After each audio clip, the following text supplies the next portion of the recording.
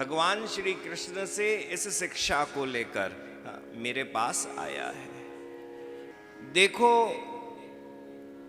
एक बार श्री प्रियाजू मान करके बैठ गई ठाकुर जी से, आज से हम बात ना करेंगे तुमसे। ठाकुर जी बोले बात तो करो करो करो। कैसे बात करी जाए? बड़ा अनुनय विनय ठाकुर जी के द्वारा करा गया कि हे प्रियाजू आप हमसे बात कर लो, हे प्रियाजू आप हमसे बात कर लो।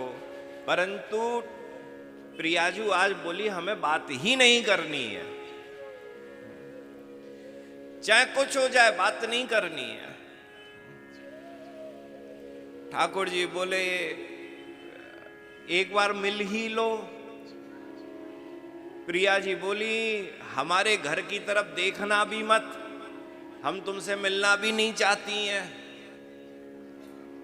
ठाकुर जी बोले क्या युक्ति लगाऊं कि मैं इनसे मिल तो लूं, बिना मिले तो मैं अपने हृदय के इस दर्द को कैसे बता सकता हूं।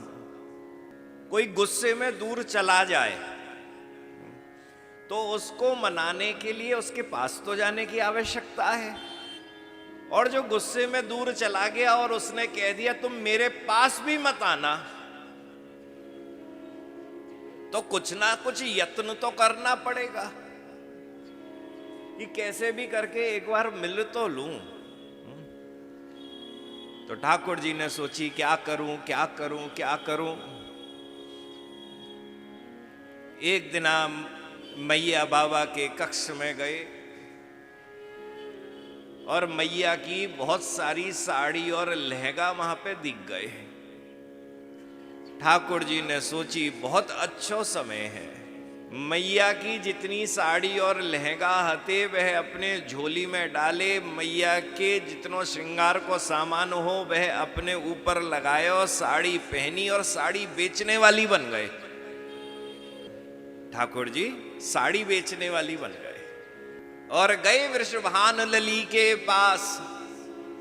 वृषभान द्वार पे बारंबार राधा राधा राधा कहत पुकार।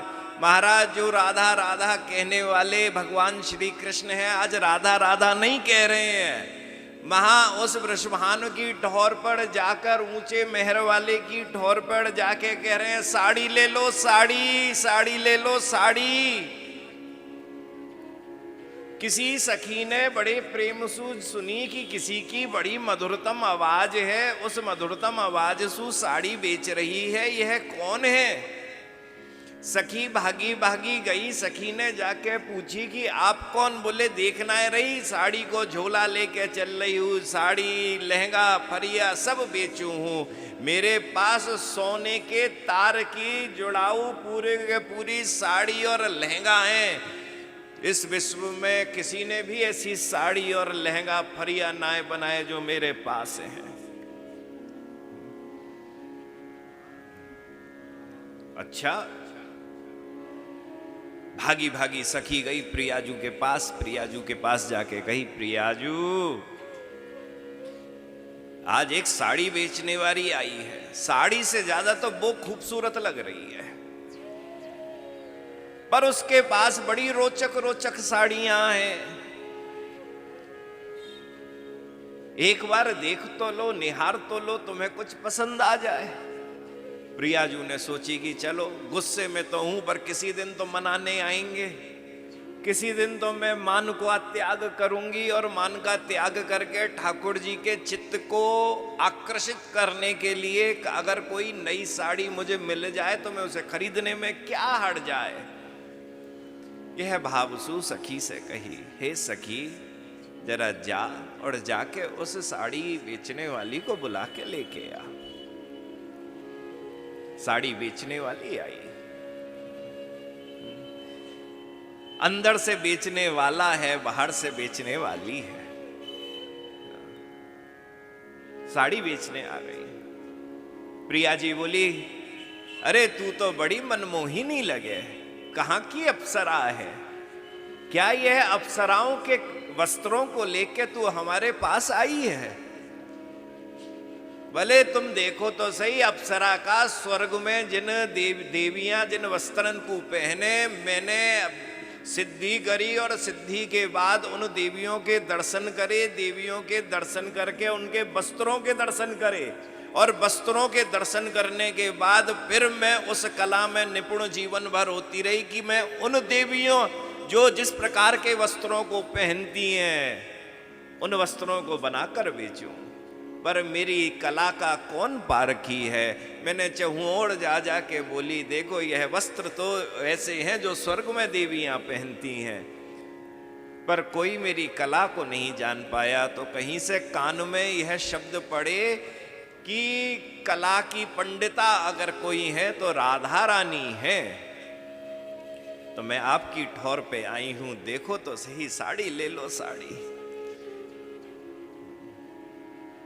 जब मन में ऐसी भी ना आ रही कि यशोदा जी की साड़ी लेके आया हूं, एक साड़ी भी ना मिली तो मैया पूछेगी मेरी साड़ी कहां है।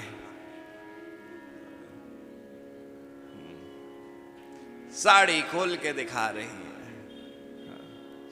ठाकुर जी, साड़ी प्रियाजू साड़ियों का अवलोकन कर रही है।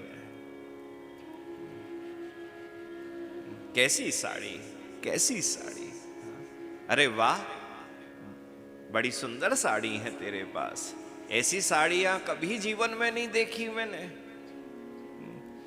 बात करते करते ललिता बोली, कछु खरीदोगी कि साड़ियन की को ही बखान करती रहोगी। देख सूर्यास्त होने वालों है, जल्दी से जाके साड़ी खरीदो और जान दो। ठाकुर जी बोले, अभी तो 2-4 दिखाई है, थैला में तो 100-200 धरी वही है, समय ज्यादा लगेगा। तो ललिता बोली, ऐसो है रात्रि को यहीं रुक जाओ। ठाकुर जी बोले, मैया की साड़ी लेके आयो, रात्रि में रुक गयो और सुबह मैया भोर पे पहुंचो नहीं। मैया सुबह प्रभात की बेला में स्नान करके बोले, आज तो मैं यह साड़ी पहनूंगी। अब वो साड़ी नहीं मिले, या वह अपने स्टोर रूम में जाए, मैया बोले मेरे घर के अंदर चोरी है गई, 100-200 साड़ी गायब है गई, टेंशन है जावेगी। ओ भगवान, बारंबार ठाकुर जी कहने लगे, नहीं मेरे पिता माता सास ससुर मेरो पति बहुत गारी देवेगो। देखो स्त्री की मर्यादा है, उसे आखिरी में सूर्यास्त के बाद घर पे ही जाना चाहिए। मैं आपके यहाँ रुक नहीं सकती हूँ, मैं आपके पास रुक नहीं सकती हूँ। प्रिया जी बोली, ना रुकना तो पड़ेगा, तूने 2-4 दिखाई है, 100-200 देखनी है, क्या पता हमें सबकी सब पसंद आ जाए, हम सबकी सब खरीद लें। हम पूर्ण रूप से सबकी सब भी खरीद सकती हैं, रुकना तो पड़ेगा। सखी बोले, नहीं नहीं नहीं, मैं तो दे ही नहीं सकूं, मैं तो रुक ही नहीं सकती, मुझे तो जाना है, मुझे तो जाना है। अरे ऐसे कैसे चले जाओगे, साड़ी बेचने को व्यवसाय करो तो साड़ी हम खरीदने की इच्छुक हैं, हम तेरी कला की पारखी हैं, जैसे वस्त्र तूने बनाए हैं हमें बड़े पसंद आ गए हैं। अभी 2-4 पे ही मन मोहा है, क्या पता तेरी गठरी में जितनी भी साड़ियां रखी हैं वह सब की सब हमारा मन मोह लें। जैसे ही इस भाव को कही, ठाकुर जी बोले, नहीं नहीं नहीं, 2-4 साड़ियां जो बाहर निकाली हती वह भी पोटली में रखने लगी हो। बोली, कल आऊंगी। आपकी ठोड़ तो राधे मुझको मालूम चल गई, कल आए के बेचूंगी। प्रिया जी ने बड़ी झपट्टे से जाके साड़ी बेचने वाली का हाथ पकड़ा, और जैसे ही पकड़ा तभी श्री प्रियाजू को और नंद के छोरा साड़ी बेचने वाली को रोमांच हो गया। राधा रानी को मालूम चल गया, अरे यह तो मेरे श्री कृष्ण हैं, आज साड़ी बेचने वाली बन के आए हैं। अपने मान को भूल गई, कहने लगी, बताओ तुम बड़े चाटुकार ही, तुम बड़े चाटुकार हो, मीठी मीठी बोल बोल के कभी साड़ी बेचने वाली, कभी पान बेचने वाली, कभी ब्रह्मचारी, कभी सन्यासी, कभी चूड़ी बेचने वाली, कभी मेहंदी लगाने वाली, क्या क्या बन बन के आ जाते हो। तो हर कला के अंदर पारंगत वह ठाकुर जब अपने दूत भ्रमर को भेज रहा है तो कह रहा है कि ऐसा है, माननी मान नहीं सकती है। तो भ्रमर ने पूछी कैसे मनाऊं प्रियाजू को। बोले जैसे मैंने ट्रिक अपनाई वैसी तुझको ट्रिक अपनानी है।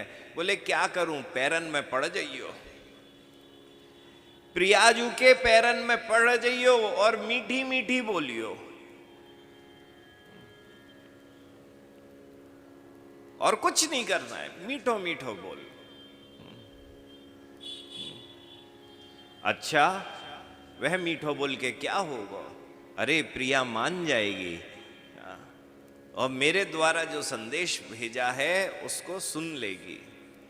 पर प्रियाजू बोलती है नहीं, आज चाटू कारही अनुने विदुष्यते अभ्यत्ये दौत्येर मुकुंदात। मुझको मालूम है तू श्री कृष्ण से सब कुछ शिक्षा लेके आया है मेरे मान को तोड़ने के लिए, परंतु मैं अपने मान को तोड़ूंगी नहीं। तो यह अनुनय विनय चाटुकारिता करना बंद कर दे, मेरे पैरों में मत पड़। भ्रमर बोला अरे आपके चरणों में तो यह संपूर्ण संसार व्याप्त है, मुझे कृपा दे दो। बोले मुझे मालूम है ये जो संपूर्ण संसार व्याप्त है, ऐसे शब्दों का प्रयोग तू इस वजह से कर रहा है क्योंकि तू मेरे मान को तोड़ना चाहता है। भ्रमर बोला ऐसा है, मेरे प्यारे को क्षमा करके संधि कर लो, आज पैचअप कर लो, मैं उनकी तरफ से दूत बन के आया हूं, आज संधि हो जाए आपकी और प्रियतम की। राधा रानी कहती हैं अकृत चेतः, संधि वह भी कपटियों के साथ, धूर्त के संग कब संधि होती है? देखो, धूर्त और धूर्त ने जिसको छला है उसके बीच में एक संबंध बनता है। श्री जीव गोस्वामी उस संबंध की चर्चा करते हैं गोपाल चंपू के अंदर। कहते हैं कि जब तक कपटी कपट करता रहता है किसी व्यक्ति के साथ, तब तक बड़ा प्रगाढ़ संबंध होता है। कोई धूर्त हो, अपनी धूर्तता बड़ी मीठी, अपनी मिठास के संग, मीठी मीठी बोली के संग उस व्यक्ति के संग करे, बड़ा अच्छा संबंध होता है। परंतु किसी दिन उसकी धूर्तता पकड़ ली जाए, अरे ये तो कपटी है, उसके बाद कोई तीसरा व्यक्ति बीच बचाव करने के लिए आए और आके कहे कि भैया ऐसा है, इसकी जितनी गलती भई, धूर्तता करी, कपटता करी, उसका आज सब कुछ खत्म, आज माफ कर दो इसको। और जब इस बात को बोले तो जिसके ऊपर कपट हुआ है वे बोलेगा अच्छा चलो माफ तो कर देता हूं, परंतु इसके संग मुझे कोई संबंध नहीं रखना है। क्यों संबंध नहीं रखना है? क्योंकि मेरे मन में हमेशा अब इसके हर काम के पीछे यह भाव रहेगा, कहीं यह कपट तो नहीं कर रहा है फिर से, कहीं यह धोखा तो नहीं दे रहा है मुझे फिर से। तो बारंबार हृदय के अंदर यह स्थिति जागृत होती रहेगी, मन में विचार आते रहेंगे, क्या यह कपट तो नहीं कर रहा फिर से, यह कपट तो नहीं कर रहा फिर से। तो राधा रानी बोली यह अकृत चेतः, ये भगवान श्री कृष्ण जो है वह कपटी हैं, ये अब हमको पता लग गया है, और कपटियों के संग कभी भी संधि नहीं करी जाती है। कपटी है, गारी दे सको तुम ठाकुर जी को, धूर्त है, कपटी है, ब्रज में संभव है, मर्यादा में संभव नहीं है। गारी तो बहुत सारी दई है, बादेना बरसाने वाले आए के गारी गारी दे रहे नंद के छोरा को,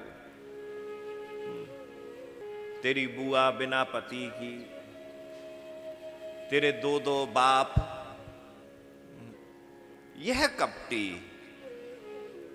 भ्रमर बोला, देखो उनके चरित्र में तो नहीं है कपट करना, ठाकुर जी के चरित्र में तो नहीं है कपट करना, तो आप उन्हें, मेरे ख्याल से आपकी ही कोई गलती ऐसी रही होगी जिसके कारण से ठाकुर जी ने इस बार आपसे कपट कर लिया। आपकी गलती हुई होगी कुछ ना कुछ। ठाकुर जी कपटी हो सकते हैं क्या? जरूर गोपियों, जरूर राधा रानी तुम्हारे द्वारा कुछ ना कुछ ऐसा रहा होगा, ऐसा कुछ ना कुछ करा गया होगा कि ठाकुर जी तुमको छोड़ के चले गए, तो अब बैठे बैठे तुम उनकी निंदा कर रही हो, निंदा स्तुति कर रही हो, ब्याज स्तुति कर रही हो। तब राधा रानी आगे कहती हैं भ्रमर गीत में,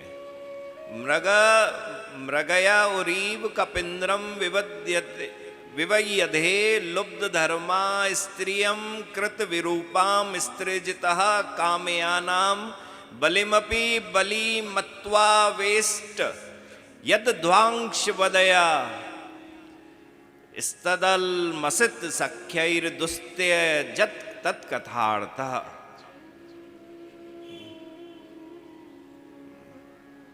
नहीं, राधा रानी बोली, यह इस बार पहली बार कपटी नहीं हुआ है, यह तो जन्म जन्मांतरों से कपटी है।